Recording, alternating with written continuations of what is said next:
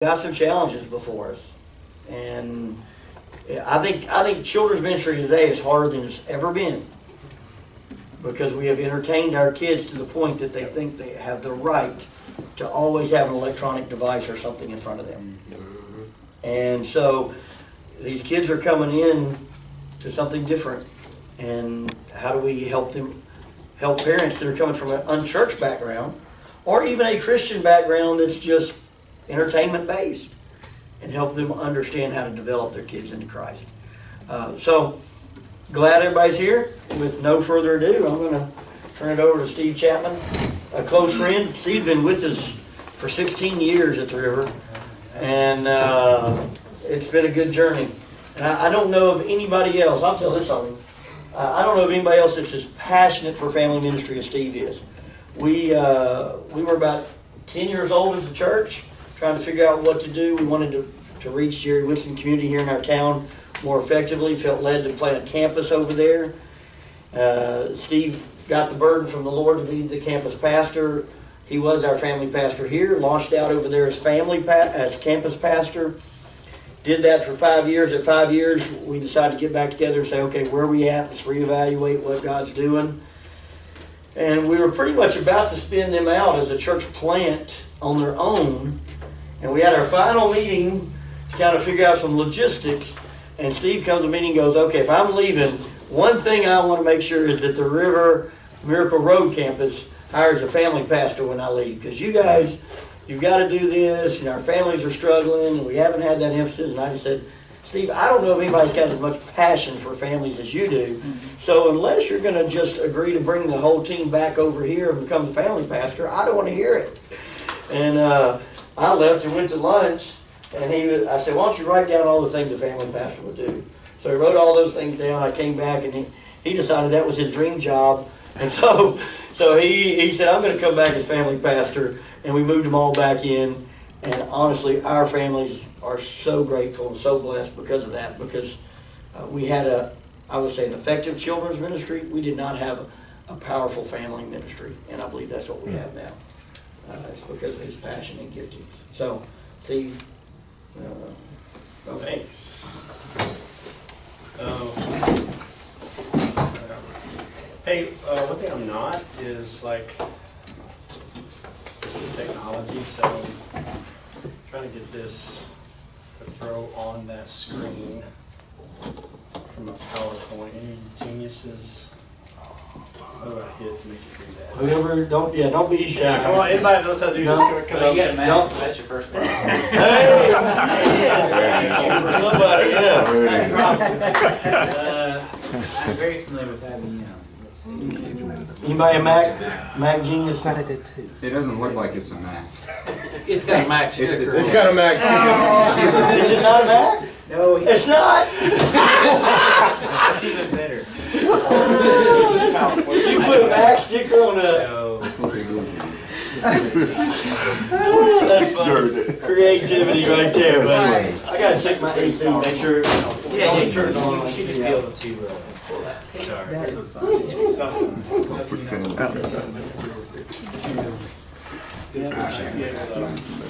to see duplicate this place? I think I see. Yeah, you can duplicate this. I think right now instead of one. Have you got it dual display? Yeah, you just hit function and Probably F4 or so.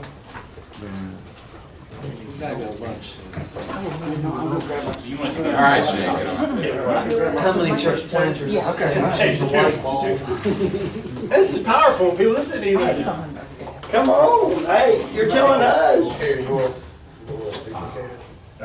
Sure, that sounds right. He's really good at children's ministry and family ministry. Hey, there you go. That's exactly what I want. There's his family there.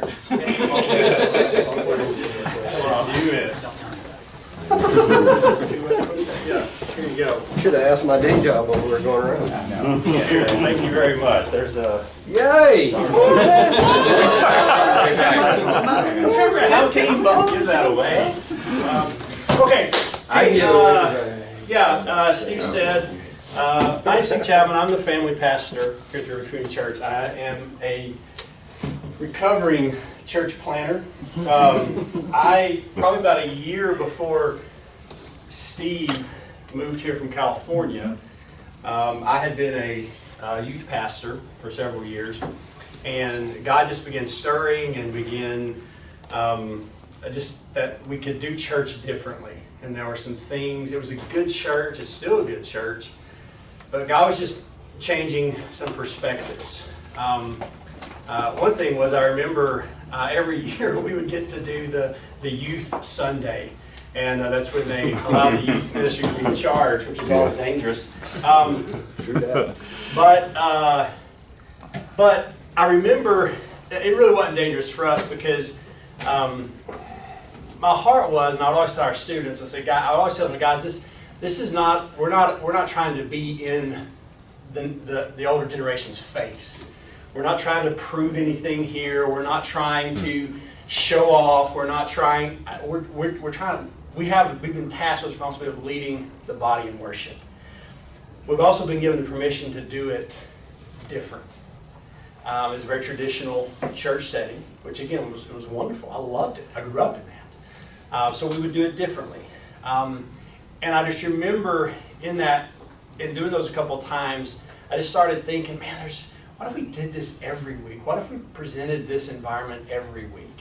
And so God just kind of began that in a long process, and so I felt led to leave there, and we started a church. And I knew a whole lot more about what I didn't want this church to be than what I wanted it to be. And that's dangerous. Probably should have never launched. But I had no idea what I was doing, and I just, I talked to the passion, all this, so I announced my resignation, and I had people coming up. Hey, well, what are you doing? When are we starting this church? I was like, I have no idea. I said, I literally had thought, I'd probably spent a few months visiting around, praying, researching. I'm a researcher, researching. And next thing I know, I have probably 20 families saying, we're going with you. Guys, we hadn't announced, there was no, we're starting the church. It was just, hey, I'm just moving. And so I panicked, and I said, well, we need to meet Sunday. And one of the folks said, well, we just added on our house. We got a big den area. We can meet there. And I was like, okay, great. And this one guy said, I'll bring my guitar. I'll do some worship. You plan a sermon. I was like, all right, this should work. So we get there. Nearly 60 people showed up. Oh. After the little gathering, people were asking, where do we write our checks? I was like, guys, there's not anything here. We're just... And by the way, this is a church planter's dream. He doesn't realize it. Where do we write our checks? Who does that happen to? People left You give them your full blank name. checks in a basket. Well, when you know, just fill it in. And so I panicked again. I was like, we got to start, we got to organize, we got to do something. And so we launched this thing, and we outgrew the den. We rented the Veterans Building, VFW. The smoke building. Oh my gosh! It's just a big box. Have a dance Friday, Saturday. We would come in. I knew the guy, one of the members. $25 a week. They rented this. It's just a big box, just a big room, with chairs, and we bought a little cheap. We still have a little portable PA system, one of those cheap systems, and we started doing church. You go in there Sunday morning, you have to open all the doors because there literally was a cloud. It was they let them smoke apparently during the dance. It was horrible. So we start meeting here, and probably within a couple of months, we had 100 people coming. And we're still trying to figure out who we are, how this works, everything. And so as we started defining that and thinking some things through, Steve moved. They moved here. I was actually at Stevens Street Church when Jimmy Arms was there. I was meeting with him, and Steve comes over there. I didn't know what for. And he said, "Hey, you want to meet this guy? He's thinking about doing the same thing. He's thinking about doing the same thing you all are doing." And I wish what that was because I wasn't sure what we were doing. And I said, well, so he and I had lunch, and he shared about You know, they moved here from California, what they were doing, and we've been doing this about a year. And so when we left that and we went to lunch, and he took me. I didn't even know. I don't know. I thought we were going to Kentucky for. Well, I didn't know where we were going. We were just like, where are we going? And but we had lunch at this little place. And I remember when we were done, it was like we both kind of were thinking almost the same thing. It was kind of like, man, it really sounds like we're trying to do the same thing, you know. But it was like, and that kind of began a process of us continuing to talk. In the meantime, I was slowly killing this church plant, and not on purpose, but I went to a church planters boot camp, is what they called it. This was the Evangelical Free Church. I can't remember how I met this guy. He said, you should come. I said, I think we're going to be non-denominational. He said, that doesn't matter. He said, you ought to come. You're planting a church, you ought to come. This is great training. So I went to this thing up in Knoxville. And I'm sitting there, and there's probably about 50 church planters.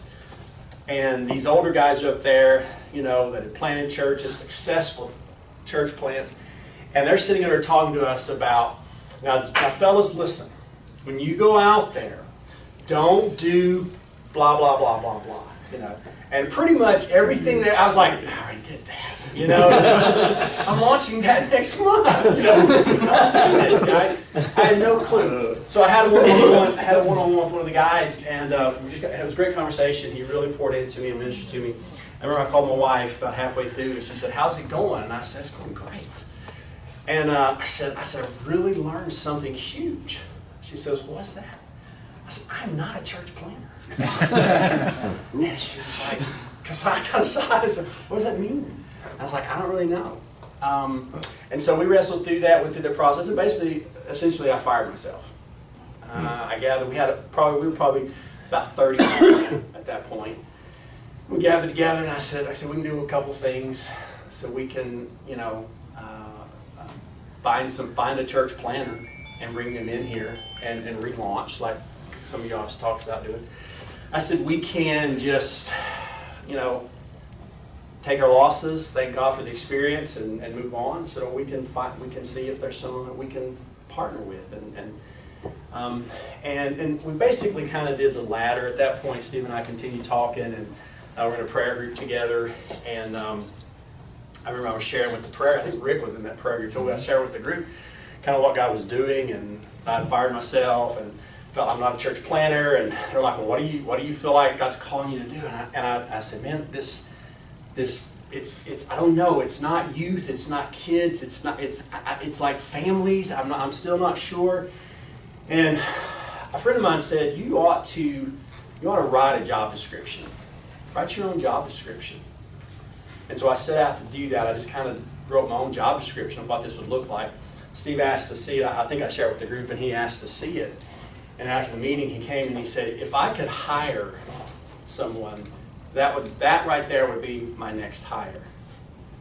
Now, I was looking for work, so I was like, so can you hire? We can't hire this. You know, there's probably about 150 folks at the river at that time.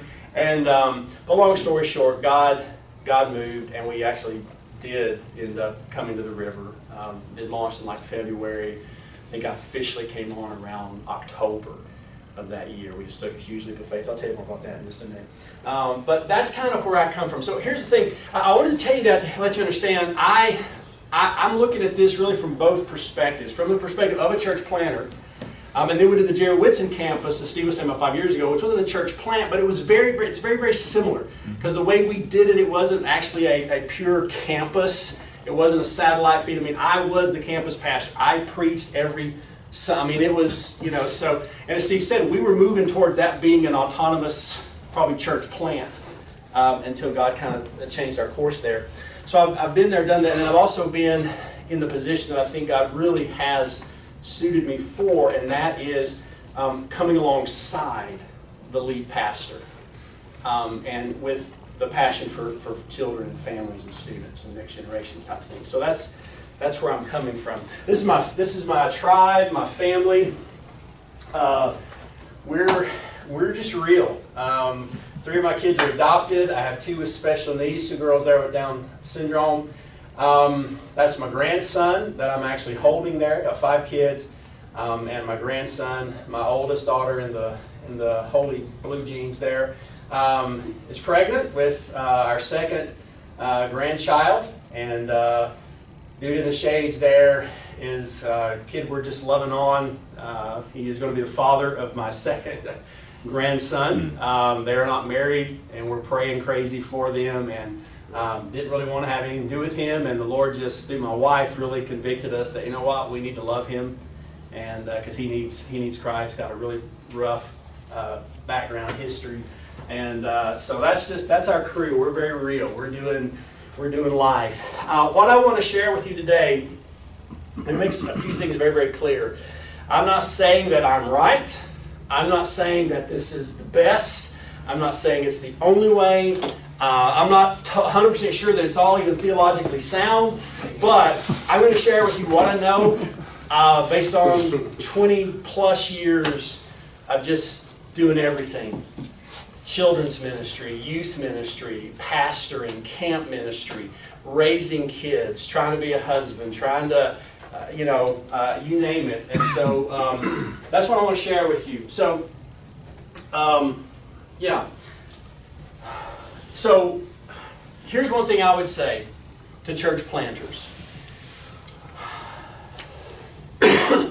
At some point, I think very, very, very, very, very, very early on in the life of your church plant, you need to pray for, recruit, identify, and bring on your team somebody that has a passion for children and families.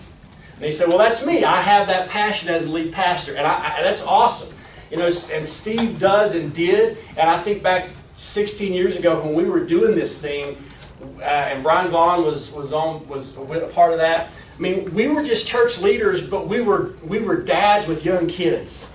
So focusing on children's ministry was very natural for us. I mean, we were coming to this church and bringing our kids, and we needed children's ministry. It was not an option.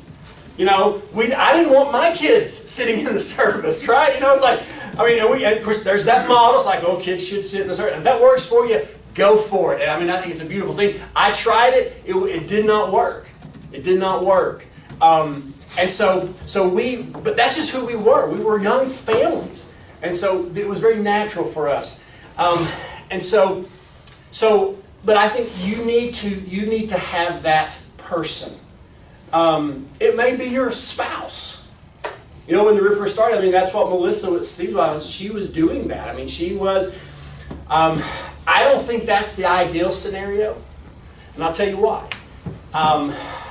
I think you need your spouse to be something else for you. Not the director of your children's ministry. I think she needs to be your chief counselor advisor. And children's ministry is hard. Volunteers, it's a love-hate relationship. and man, Steve's wife can tell you just, I mean, you're gonna, I mean, the Saturday night phone calls, the Sunday morning phone calls, the Sunday morning no-shows. I mean, so my personal recommendation is that it's not your wife, that she is allowed to fulfill. Honestly, guys, let me say something. And listen, we're in this thing, whatever it takes. But please let your wife be who God's called her to be. Mm-hmm. Don't predefine her role in your church. Don't let your church define her role for her. Okay? You let her be who God's called you. If she is called to be the children's director and you're like, man, there is hands down, I can't think of anybody better, then that's awesome. Yeah. But if it's not, man, if you pray like crazy, God sends you that person to fulfill that role so your wife doesn't have to. That would be my encouragement. So, because you need somebody leading this charge, you need somebody leading your ministry to children and families, because here's what I know. Once you get in the throes of it and you're pastoring and shepherding, it will not be on your radar until there's a problem. I know that firsthand from doing it. And when we were at Jerry Whitson, and I mean, I went from trying to still be family pastor and campus pastor, and I said, I can't do both. And so we brought some people in to help with kids ministry, and I realized I didn't know what was going on up there until it was not good. And people were coming and saying, "Are you aware of da da da da da?" I was like, "I'm not. I just thought everything was." I was asking the people in charge, "How's it going?" "It's good," but I didn't really know. And so you want to make sure you bring in that person that's going to champion that aspect of your ministry. Because here's what I believe. Yes, there's exceptions. I mean, you may be a church that's going to reach college students. You're going to reach, but I think if you're going to grow a healthy church, you're going to have to reach families. You're going to have to reach families. And I think if you try to reach families without a great children and student ministry, it's kind of like going to the park without a playground. There's probably not going to be a lot of families there. You may be an amazing preacher and communicator, and the college students, the next generation, the young, millennials, they're going to love you. They're going to come. Maybe the empty nesters. But if you're not doing something for kids and families, the families, they're just not. They may love to hear you teach, but they're not probably going to be a part of your church. That's just, again, right or wrong. That's just the reality, and we've seen that. So you want to find this person. So let's talk a little bit about. What does this person need to look like? This may be a little scattered, so just trying to think again, just like what would I say? A couple of things. The leader will define and develop the culture of the organization, and they should. When I came on, the first thing I did was I just went to the children's ministry that the River had. I started serving there. I was family pastor. We didn't really know what that meant. I mean, the first volunteer leaders meeting, there was announced, and you could tell, it's like, well, so is he going to be over? I mean, it's like, we didn't really know. So what does that mean? Are you children's? So the thing we had going was children. So I just started serving in the children's ministry, what we were doing. And I remember the thing that struck me, and again, it's no reflection at all of anybody that was involved there. It was just because they were working hard. But I remember after some observations thinking, if I were a kid, I wouldn't want to come to this. I wouldn't want to come to this. And I just felt like we can do better. We can do better. We can do this better. And so I started looking around at just like who was serving, who was volunteering, how. And I realized, okay, this needs to change. A lot of things need to change. If it's going to change, somebody has to be that change agent, and that has to be the leader. If the culture that we have was not what it needs to be, then somebody has to change it. If there is no culture, that's even better, because you get to step in as a leader and you get to begin to define and develop that culture. And I say develop because you can't just... It seemed like there was a period where everybody was all into mission and vision statements and crafting the best mission and vision statement and putting it up on your, on your building or putting it on your letterhead, and it sounds great and that's wonderful. But if it's not really who you are, then it's just a nice sounding slogan. So you can't just define it. You can't just say, here's what we're going to be. We're going to do this, this, this. You have to develop that. And that is where the work comes in. And that is why I say you need somebody on your team that is passionate about doing that. That is passionate about taking this mantle right here, which is heavy. Defining and developing that culture. And for children and families, specifically for that children, if it's Sunday morning children, if it's youth culture, whatever it is, the person that's going to define and develop that culture. And what I mean by that is, like, here's what we're going to be about. Here's what's going to matter to us. Here's the things that are going to be important to us. The person who is going to be thinking about that, the leader who's going to be dreaming that, the leader who's going to be studying, who's going to be asking questions, who's going to be researching, who's going to be saying, how can we do this? How can we do this with absolute excellence?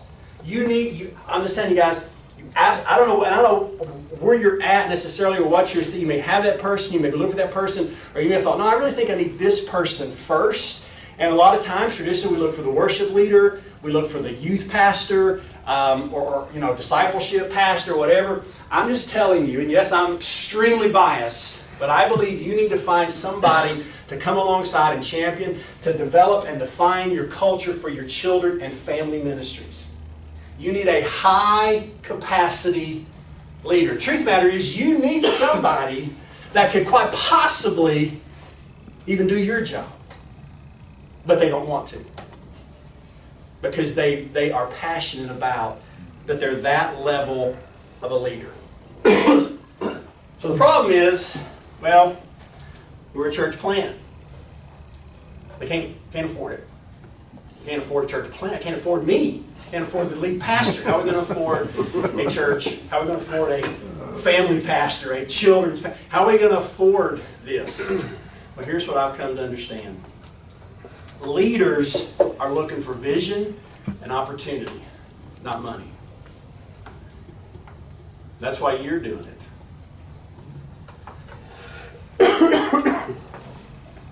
He came to me, this guy over here had the nerve, comes to me. I'm married, have children, have a mortgage, okay? Comes to me and says, man, I'd love for you to come on staff. I'd love to. Well, hey, I'm looking. I've got resumes out. I'm supposed to go to Athens, Georgia next weekend to meet with this church, this young church, about being their family pastor. I'd love to stay. I'd like for you to come on board. All right, let's talk. We talked. He said, so here's what I think we can do. We can give you $750 a month, plus insurance.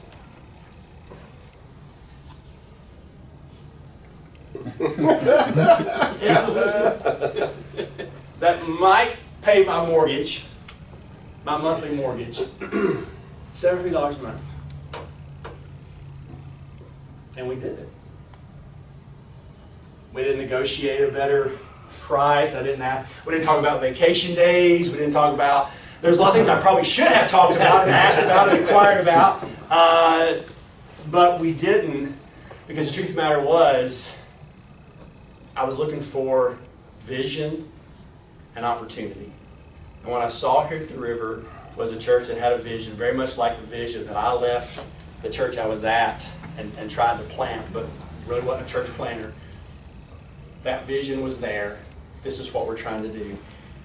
And the opportunity to come here and do what you're passionate about doing. And quite honestly, it's been a 16-year experiment.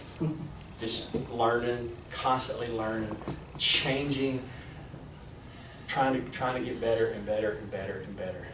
And God has blessed that. What I'm saying to you is this.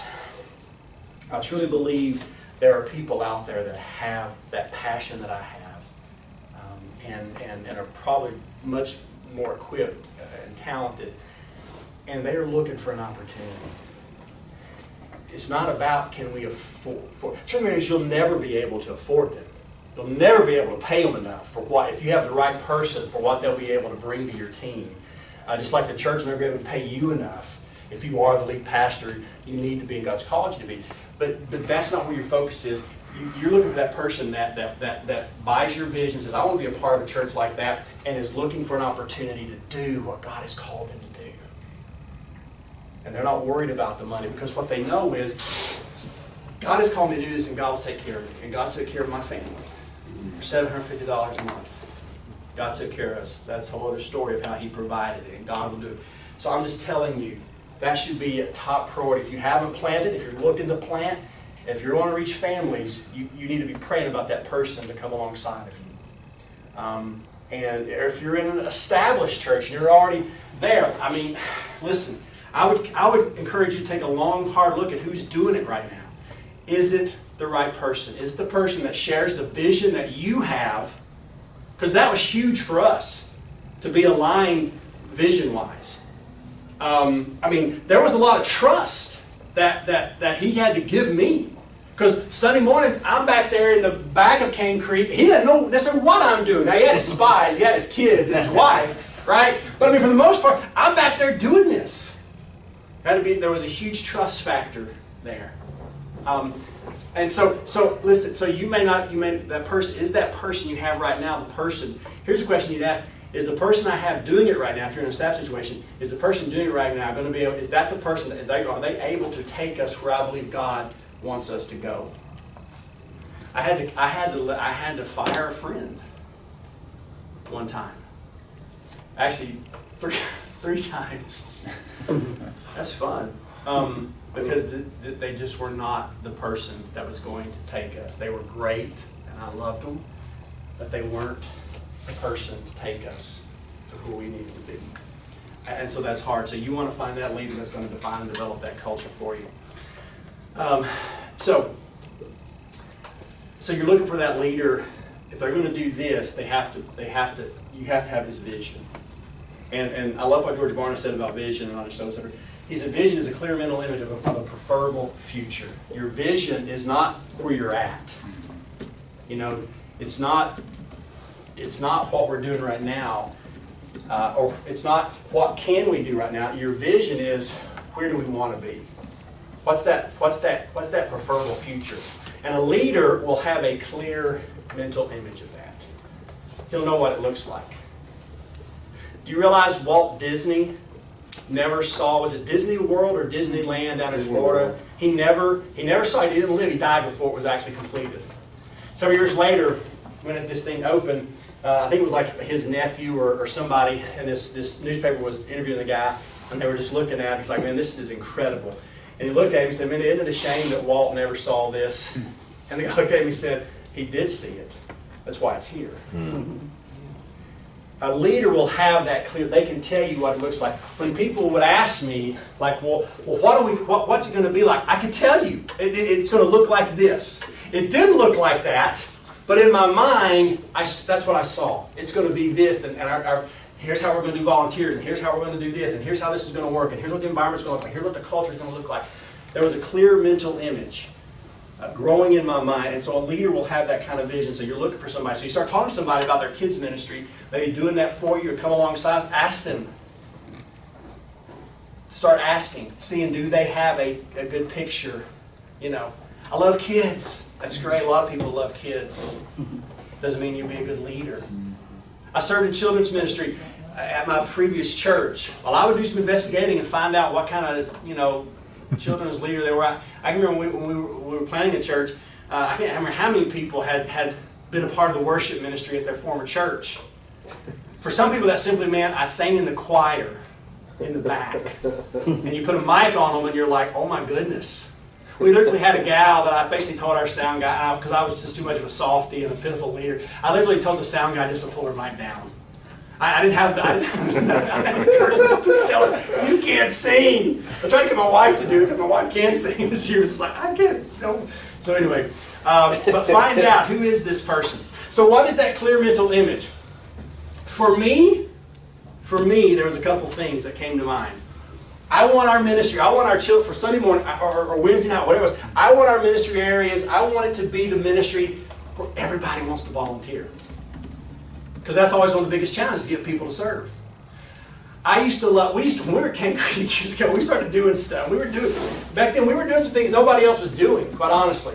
And we would literally on Sunday mornings, we would be back there in this little area, and I'd be up there leading some things, and we would have greeters, ushers, worship band people, parents would come back, because you had to find us, we were back in the halls there, would come back and they would just stand along the back wall watching, because they had heard, what is going on back, what are they doing back there? And they would come back to see what we were doing. And we had people coming and wanting to serve, and even to this day, it's like, hey, I want us to be that area that everybody wants to serve in. That they're attracted, man, this is a great place to volunteer, a great place to serve. So part of the vision was to create that kind of environment. Also to be a place that kids want to come to each week. The mom and dad don't have to drag them out of bed on Sunday morning. They know it's Sunday morning and, oh, it's church, it's kids club, it's whatever, they want to go. And so we wanted to create a place where that was the reality. And remember, when I stepped into it, that was not our present reality. But I had a vision, I had a clear mental image of a preferable future, of a place where kids would want to come. And they would have an amazing experience. And so that you're looking for a leader that has that kind of mentality. You say, well, that's kind of audacious. That's what you want. That should be the vision for every ministry leader. I want to create this place that everybody wants to serve. And so that was part of that vision. So how do you do that? How do you have that kind of vision? A couple of things. Number one, you got to look way beyond where you're at right now. And when I say way beyond, you don't ask the questions, well, what can we do? What can we do? We got limited resources, we got limited space, we got limited people, maybe limited talent. What can we do? Don't ask that question. I mean, you have to ask that question in a practice. I get that. But don't ask the question. Don't ask, what's First Baptist doing? Now, no offense to First Baptist Church, great church. And I use First Baptist, could be Stephen Street, could be Washington Avenue, could be church. You know, don't ask, what are the established churches, healthy churches in our community doing? Let's go look at their children's ministry. They may be doing some fantastic things. I'm saying look further beyond that. Look outside of your region and ask questions like, what's North Point doing? What's Saddleback doing? We were asking, back in that day, we're asking, what's Willow Creek doing? These are mega churches. Why would you ask? We had about 180 people coming. I mean, our entire church budget probably couldn't pay their children's pastor's salary. Right? It's like, why are you looking there? Because they're the industry standard. They're the leaders. They are the thinkers. They are the creators. They are doing things and asking questions that other people aren't asking. It wasn't necessarily that they were the only ones able to do some of those things. They were just really the only ones that were really asking the questions, can we do this? Andy Stanley wrote a whole book about that. Said, can we do this? I think he wrote it with Ed Young Jr. Can we do this? They were willing to ask some questions. We were willing to ask some questions. Can we do this? Can a children's program do this on Sunday morning? Can it look like this? Can we? And so I say look way beyond where you're at. Again, you're trying to say, what could we do? So I sent our whole team, we had about 7 leaders volunteering. I sent all of them to North Point down in Atlanta. So I want you to go see what they're doing. They can show you better than I can tell you. So send them down there to see what they were doing. You know, they came back, they were like, oh my goodness, this is unbelievable, the things they're doing. It's like, I want to go there, right? I mean, it's like, this is amazing. So like, exactly. It's like, so then the question was, so how do we do that here? Well, they've got like $1 million, but I'm not talking about that. No, we're not going to have the LED screens that are as big as the wall. We're not going to have that. But how can we do how can we bring that kind of experience to Cookeville, Tennessee on Sunday mornings right here at Cane Creek Elementary School? So that people that come to the river, families that come to the river say, you won't believe what they're doing right there. Kids love it. So you got to start by looking way beyond where you are right now. You got to look outside the church for best practices. Don't just look at North Point and Willow Creek and Saddleback and Life Church. But look outside. What are the leading organizations? Chick-fil-A. You know where Chick-fil-A got their industry separating customer service strategy from? Do you know where True Kathy got the idea for that kind of customer service? My pleasure. Anybody know where he got it? The Ritz-Carlton. He was at a conference he stayed at the Ritz-Carlton, and he was blown away with the customer service at this elite, grand hotel. And he said, that's the level, the quality of customer service we're going to have in our restaurants. So look beyond just even the church. Look at Chick-fil-A and how they do. Dollywood is a great one. I love to compare and contrast Dollywood versus the county fair. They're doing the same thing, but one does it at a whole different level. And the experience is totally different. Now I go to the county fair. I love the county fair, but it's a total different experience. I feel a whole lot safer at Dollywood. I mean, it's a different experience. There's no porta potties at Dollywood. The trash. You don't see trash piled up, laying around. The guys operating the rides don't have their shirts up, smoking a cigarette. They're wondering, I don't know, my life in this dude's hands.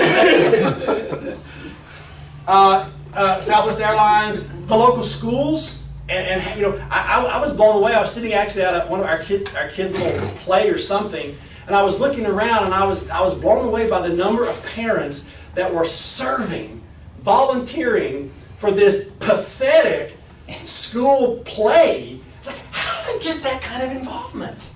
Parents love their kids. And their kids wanted to be a part of that. See, if our kids aren't interested in our children's program, our parents sure aren't going to be. So learning some things from them. The Tonight Show, and actually specifically, of course, Jimmy Fallon's an amazing talent, but actually it was watching a biography on Johnny Carson. And how and the strategy and how he basically transformed the Tonight Show. Do you remember any other host before? He wasn't the first host of the Tonight Show. Do you remember any of the other ones? Probably not, because he defined it. He took an idea and so learning that Nickelodeon just got some crazy ideas from them. The Chicago Bulls, looking back at the championship seasons with we think the key to their success was Michael Jordan. Actually not. It was Jerry Krause. Do you know who Jerry Krause was? He was the general manager. You know what he did before he was the general manager of the Chicago Bulls? He was a baseball scout. He was a baseball scout.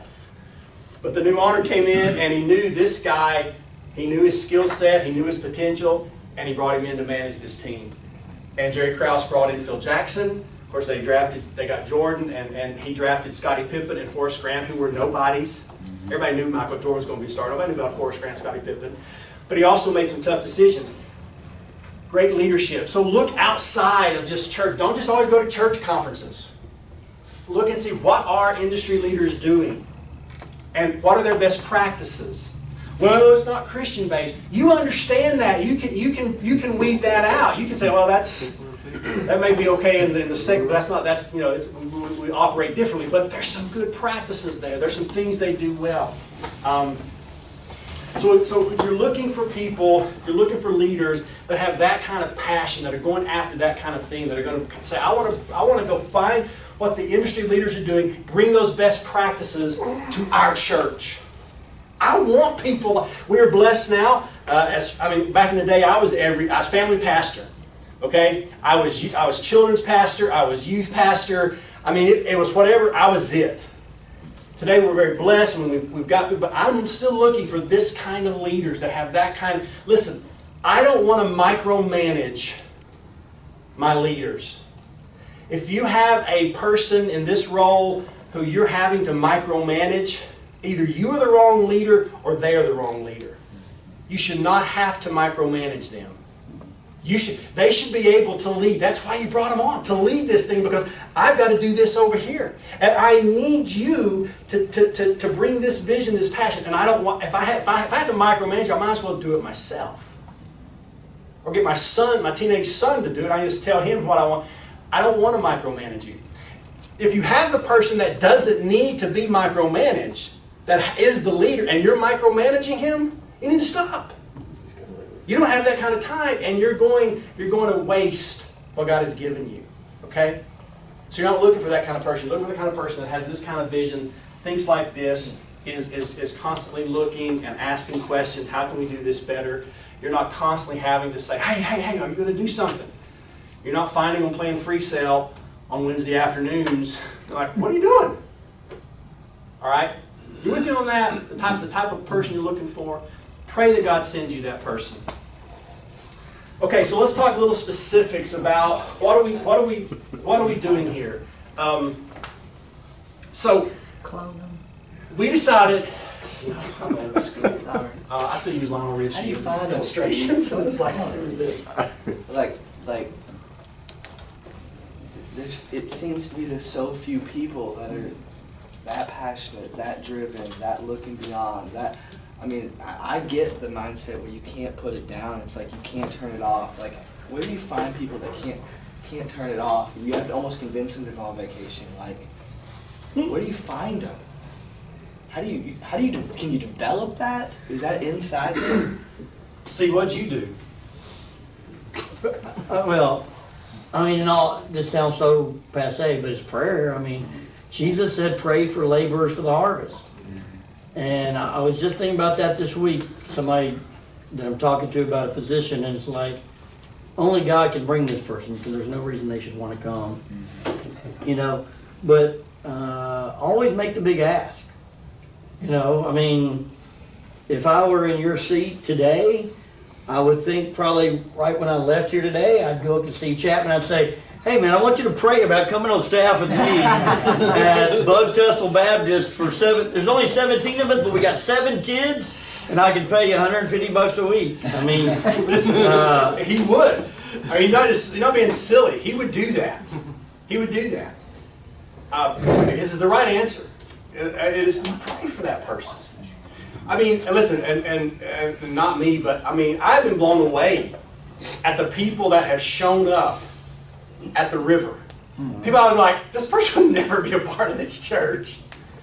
They have a skill set, they have a leadership gifting, they have a, and yet, you know what, because we have prayed, asking for those people, God, if we're going to do this, I'm going to have somebody, you're going to, yes, why not ask for that person? God, give me that person. And why not go up to that person and ask them, say, hey, you ever thought about being a part of a church plant and coming and bringing this level of leadership? You want to find somebody that dreams equally or beyond what you can dream. Will it not frustrate a person like you to have somebody around you that doesn't care as much as you? Like, they need to care. Yeah. Yes. Like, care. Like, I want them, Like, if why am I I'm thinking the about this lead more than pastor, you? I want that person to care more about children and family ministry than I do. so you don't hire somebody that can do something that you feel like you could do it better. Say again. Like, if I feel like I can do kids ministry better than you, I shouldn't hire you to be a kids ministry. If I think about it more than I mean, unless you're developing. yes, something. unless you think they've got potential and you got a plan to turn that over. But if you see yourself going to 5 years out, you're still going to have to be microman. No.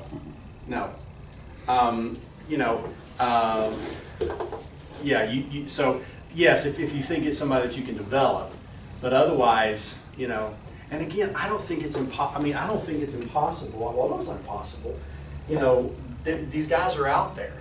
I mean, I think sometimes we maybe sometimes we don't ask. We sell it too short. We just think, well, okay, just asking someone to be a church planner and step out. That's probably big enough.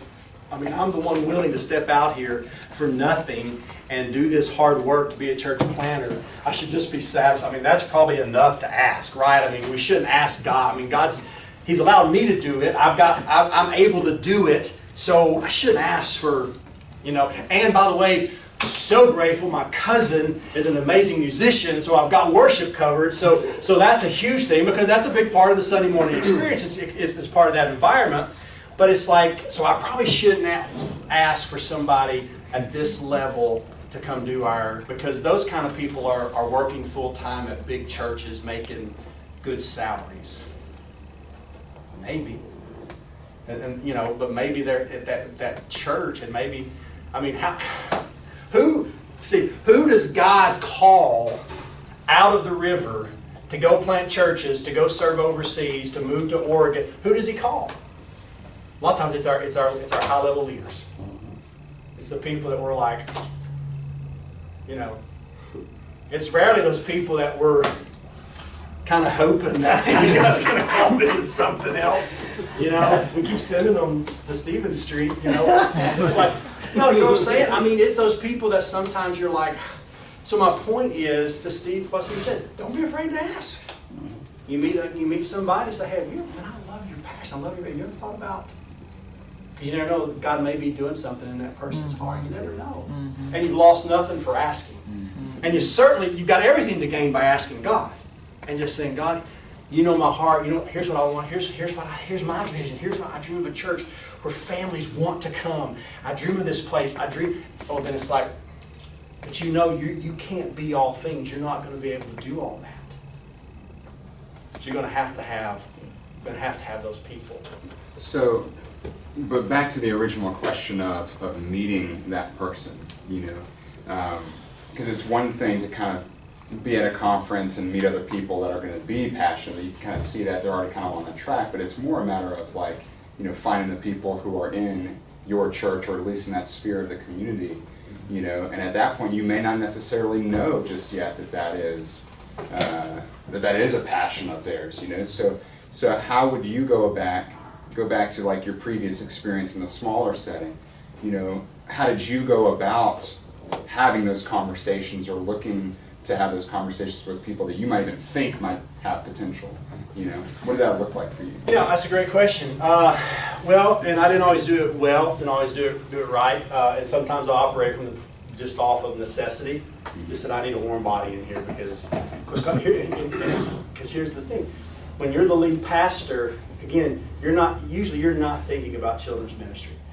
beyond, I need somebody to take the kids, because I want to do my thing, and my thing is out here with the adults.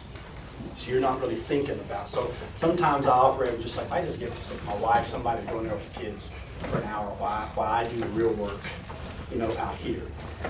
And was changing that to realize, no, we need to create an amazing experience.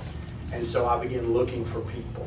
I began looking for dads who were great dads, who tons of personality, sharp, and just thought, could this person possibly be a very gifted children's pastor? Some of our most faithful, committed, outstanding volunteer leaders in our children's ministry have been moms, middle-aged moms, who oftentimes, they're the busiest people on the planet. But I tell you what, we would not have been able to do half the stuff we did and still do without some of these moms who are passionate. And again, it goes back to that, seeing the local school and seeing all these parents, high-level, community leaders and people volunteering in this little local elementary school thing. Why? Because they're passionate about their kids, and their kids are involved in something. And so, Bill Hybels always would say, don't say they're no for them. And that's been a huge thing, because I tend to do that. It's like, she's so busy. They got 5 kids. They play sports. She would never have time to do this. She might just be waiting for somebody to ask her. So again, don't be afraid to ask.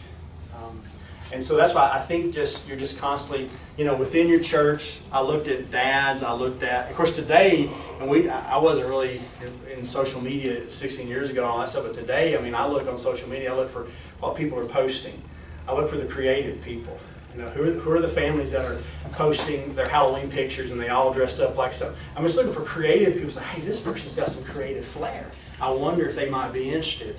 So Facebook stalking is what you're saying. Actually, I did. Before I was officially on Facebook, I had a pseudo Facebook, and I would just like, who's that? But yeah. So I would say within, but then again, don't be afraid to go outside. You talk about how do you find them. I wasn't within the river early on. I was out here doing my own thing, and the Lord divinely brought us together, and I think He can do that. He can divinely bring you across the path of that person. You're sitting there ready. You're a young church planter, getting ready to launch, ready to plant. There could be a guy somewhere who's planting a church who's realizing he's not a church planter. But he loves student ministry. He loves next-gen ministry. You know what I'm saying? Just pray, God, I need that person. I need you to make our paths cross. Revolution in Crossville does a combo of that. Prayer, and then they advertise. They've gone to, your church positions, and they've gone looking. Because there are people out there that are looking. They've done their internship at a church, but the church that they're at doesn't have somebody, it doesn't have an opening, and they're looking for a full-time position, and they're coming out Bible college or even college, and they're 24, and they don't have to have a ton of money, and you say, hey, why don't you come live in my basement for a year, and we'll feed you and give you $500 a month, and it's a full-time gig. We don't have a lot of money, but we believe that God's going to do something, and so I say prayer, and I can tell you times that God has brought people from so many different avenues, but be proactive too. Knock on doors, make phone calls, call your buddies. Do you have anybody? I have people call me on a regular basis. Hey, do you have anybody for youth? Do you have anybody for kids? Do you have anybody for... And sometimes we do. Sometimes I'll have somebody I'm like, man, this guy's going to be a great small groups pastor, but I've got no spot for him. Matter of fact, TJ Overstreet's a great example. He was a guy that was in our church, loved the Lord, was growing more and more passionate about it. He was in my men's Bible study. I knew God had a call more and more on his life. He was wrestling with that. And he did a project over at First Baptist, helping them with putting some sound receivers on a wall. And he called me up. He's like, man, I really think God maybe called me back to... He grew up in that church. maybe call me back to that church. And he's like, what do you think about that? I said, man, that would be awesome. Long story short, he had never even been on staff with us, but he ended up going on staff full time. We ordained him here and we did the ordination with First Baptist, and now he's on staff full time with First Baptist. I just didn't have a slot for him, but he was an awesome leader. And so make phone calls to your friends, your buddies. You know, just don't be afraid to make that big ask, because there are people. I mean, the guy that we brought on for our first small groups pastor, his name was Jeff Davidson. Jeff was an insurance agent. He was a strong leader, and he was pulling in big figures. I mean, like what all of us combined times 3 would have taken to pay his salary. And when we started talking to him, I was like, I think this is the guy. It's like, who would leave a $200,000 plus salary in Cookeville, Tennessee, to come for $24,000 a year? That's insane. But what we didn't know, because God was pricking our heart, was he was already working on Jeff's heart. And Jeff was done with the insurance agency. He'd been there, done that, and he was hungering for something that mattered. And he literally looked at me and he said, Steve, he said, you see that over there? And he had like 4 baseball bats in the corner. He's like, I get each one of those each year for being the #1 salesman in our company. And he said, this year I just wanted to throw up. It meant nothing to me. He said, I am so ready to do something for Jesus. And so we brought him on at next to nothing, and he knocked it out of the park and was a great team member. And what's cool was the next leap of faith for him was to go full-time, starting Rising Above Christian Ministry. And he came to me and goes, wow, I could have made this leap to no paycheck if I hadn't gone to almost no paycheck with y'all. You got to step down. Yeah, that's right. I said, well, that's it, brother. You didn't realize how much we were paying you till you went for nothing. Well, it goes back to what I was saying. Leaders are looking for vision and opportunity. The money, they're not necessarily the money. You know what I mean? Some of you've been there. I mean, you get the dream job, you get all the money, and you realize, man, if I'm not doing something I'm passionate about, it doesn't really matter.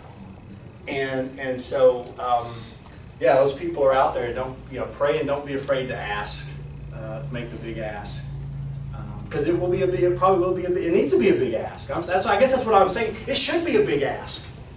Don't settle. Okay. I mean, and just ask God, and listen. I understand logistics and practicality, and there may be a season where you realize, okay, this is a transition, and we're launching here. We got this person's, but this person is probably not our long-term solution. I understand that, but at the same time, man, don't stay there. Always be looking for that person that can take you to that next level and has that capacity. I just don't think you will regret that. So let me quickly wrap up some things here. I got some more things I want to share with you real fast. What are we doing here? And this is not what we're doing here now. This is what we've been doing for 15 years.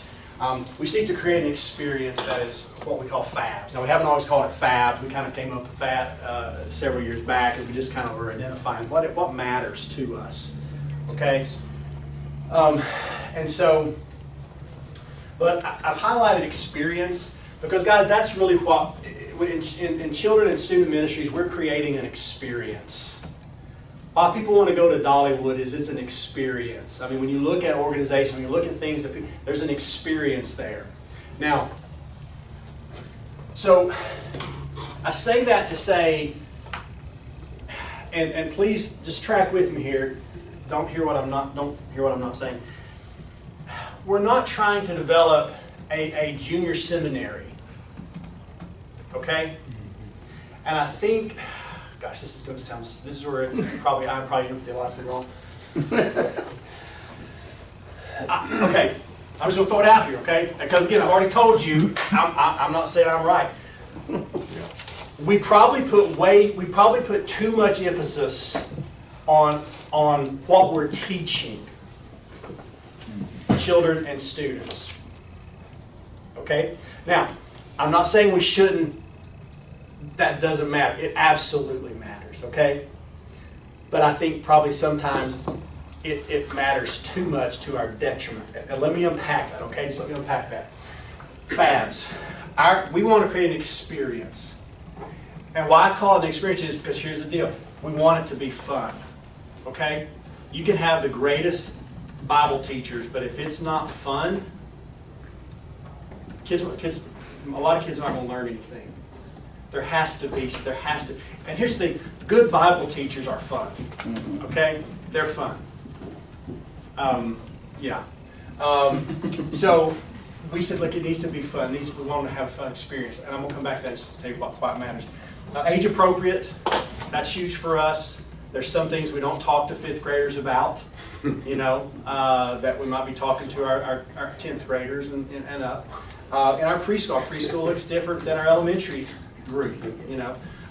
Biblically focused, that is a part of it, okay? We are teaching the Bible. We're not just teaching, oh, whatever, we are teaching the Bible. Our Bible storytellers, we're in a technological age with our cell phones, but when we're teaching a Bible story, we ask our Bible teachers, our storytellers, to actually have the Bible.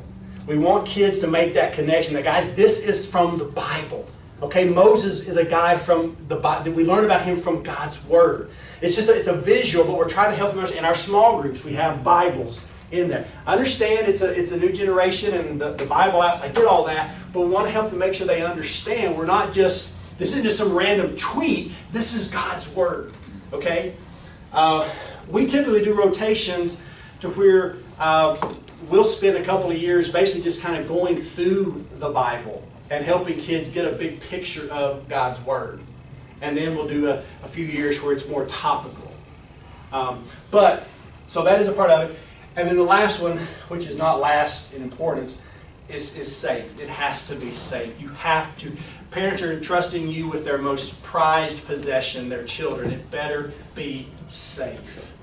And as the leader, and that's why the importance of having that person you can trust, that they're creating a safe place for your kids and the families that are coming to your church as kids. It has to be safe. You cannot compromise safety when it comes to children, and which is why we do a lot of things that we do there. So we're creating this experience that is fun, age appropriate, ability focused, and safe.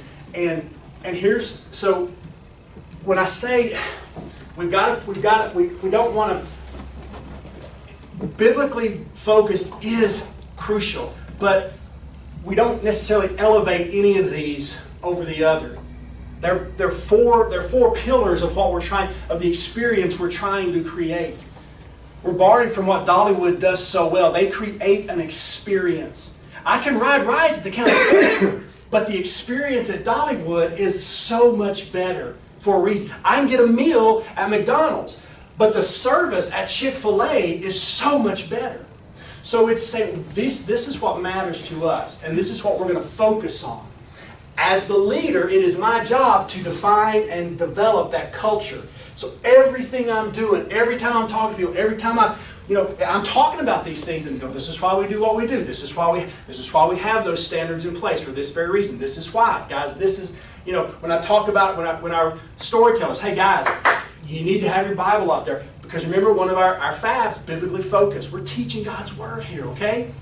When I came back from Jerry Whitson, we weren't doing it very well over there in kids ministry. When we came back and I came over here, I just sat in and I watched, what are we doing? And I realized we had leaders working hard, but it wasn't fun anymore. It's like, hey, what happened to our vision of this being a fun place? So we had to go back and revisit that and recast that vision and grow that vision. So again, we're seeking to create this experience that is age appropriate, folks, and say, here's why I say we got to be careful about putting one of these. And at the same time, we don't want to just have fun and never teach the Bible. Okay, we are a church, right? So we are doing that. But I think it's by keeping these things in balance. And again, these are the 4 things that, and I'm not saying these are the only things that matter, but for us, we had to define that. I'll come back to that in a minute. Let me jump to this thing. As the leader, you're pouring into parents and volunteers, and you need them on your team. You need to leverage that influence with parents and volunteers. Okay, I'm going to come back to that in a minute. Let me go back to this. what I was telling you about, why sometimes we probably make biblical, what we're teaching too important. I say our volunteers need to know two things in children's student ministry. They need to know that what they're doing matters. Okay? What they're doing. I tell our guys all the time, what we're doing over here in this kids area, what you're doing here Wednesday night with these students is just as important as what's happening in that adult service. And here's why. Think about this. You're starting a church, you're planning a church, you're growing a church, you're trying to reach families, okay? If you do the way most churches do it, your children's ministry meets, so parents come in for the first time to your experience, wherever it is, maybe in a cafeteria, maybe at a school, maybe in an assembly hall, maybe you may have your own space. They come in this family's coming to check out your church. The old rule of thumb, most guests will decide within the first 7 to 10 minutes what they think about your church if they're planning to come back. Well, think about that. First 7 to 10 minutes. They haven't heard how great of a preacher you are. They haven't heard how amazing your worship team is. But you know what they've got a full, upfront experience with? If they have kids, your children's ministry. Your greeters, the people that were welcoming them, the people that were checking their kids in, the people that received their kids when they dropped them off at the door, when they, their kids nervous and they're nervous and they're checking this, and they don't see nothing but strange faces, and they're bringing them in. It matters what that experience looks like. And that's when it matters that you've got somebody back there heading that thing up that's creating, that's developing that vision, and that this is going to be a good place. That you've got somebody that's not going to settle for the county fair experience, but saying we want a Dollywood experience when families come in here.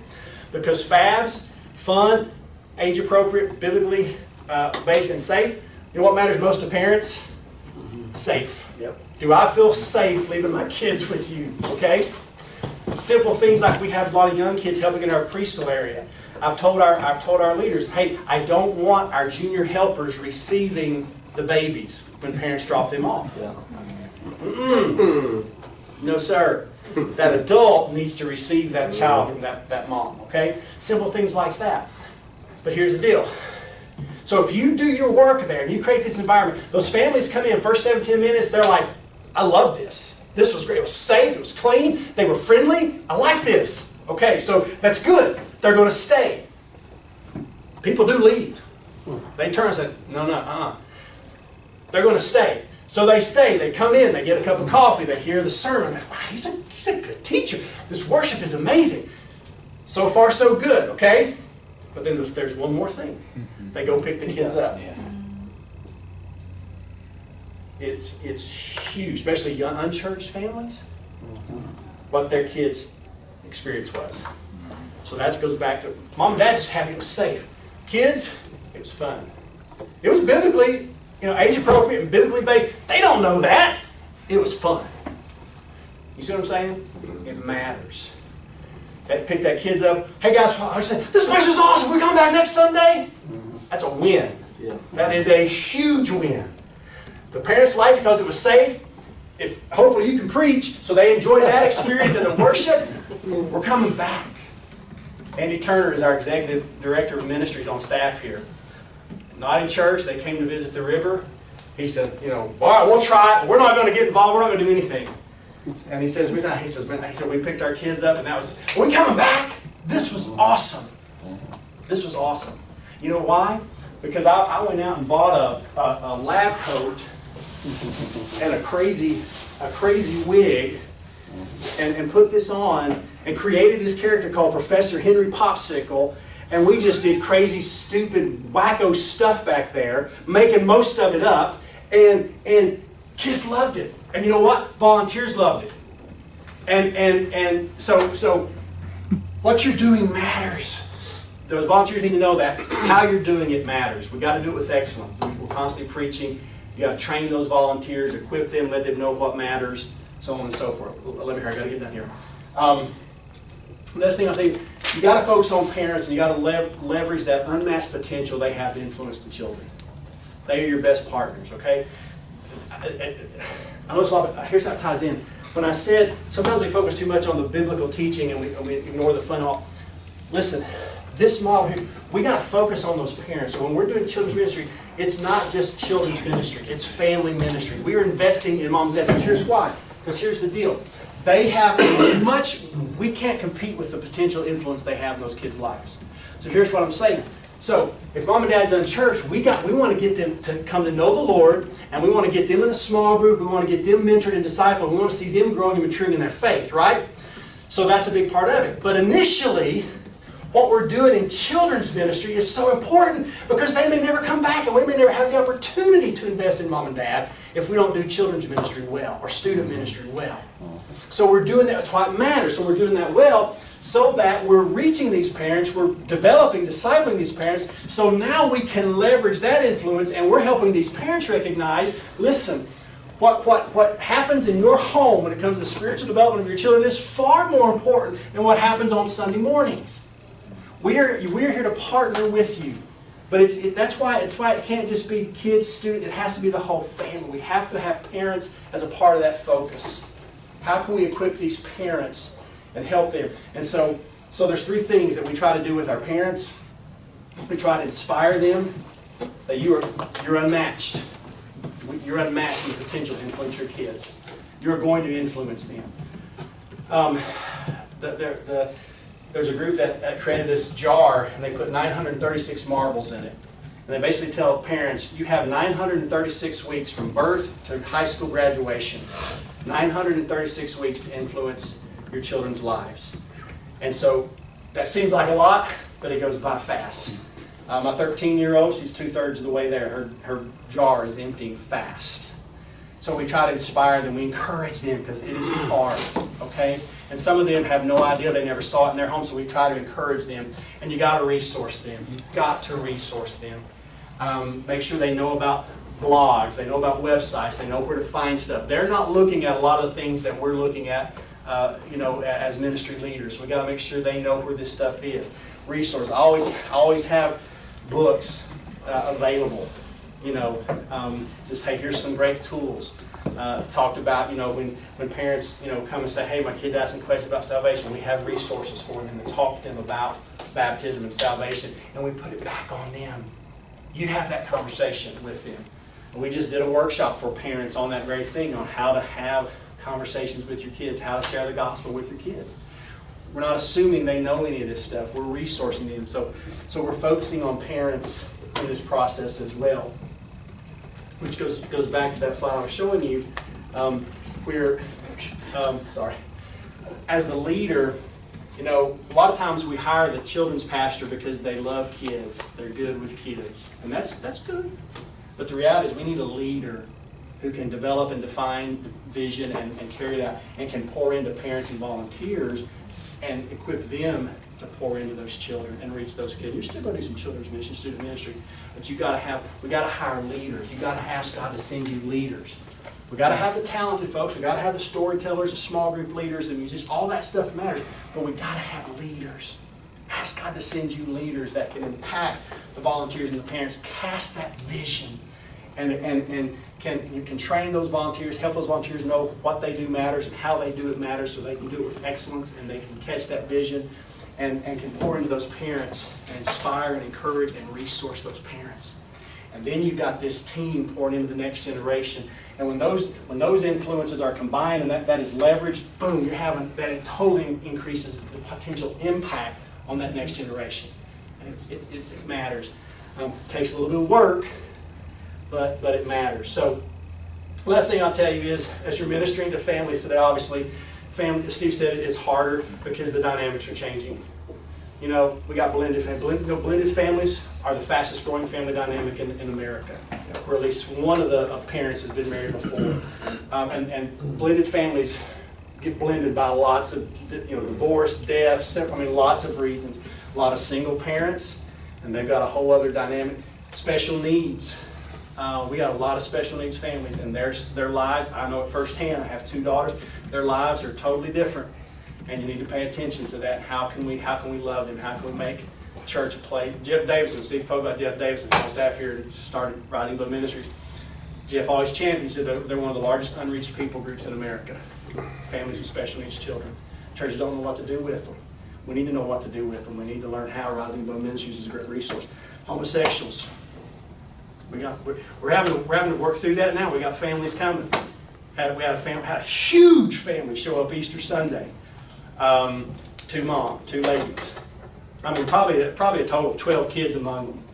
And some of our staff was asking, like, how do we enter them in? How do we do? Just like, all right, calm, just chill out. I'm so glad you're here. You know, we'll figure this out. But I mean, that is our reality today. You know, and I'm glad they're here because you know we're going to love on them and so on and so forth. So I threw a whole lot at you, and I apologize, but and so anyway, I'm done. I know you guys got other things to do. I'll hang around. You gonna go to lunch with us? Do what? Can you go to lunch with us and let the guys pick your brain? Yeah, absolutely.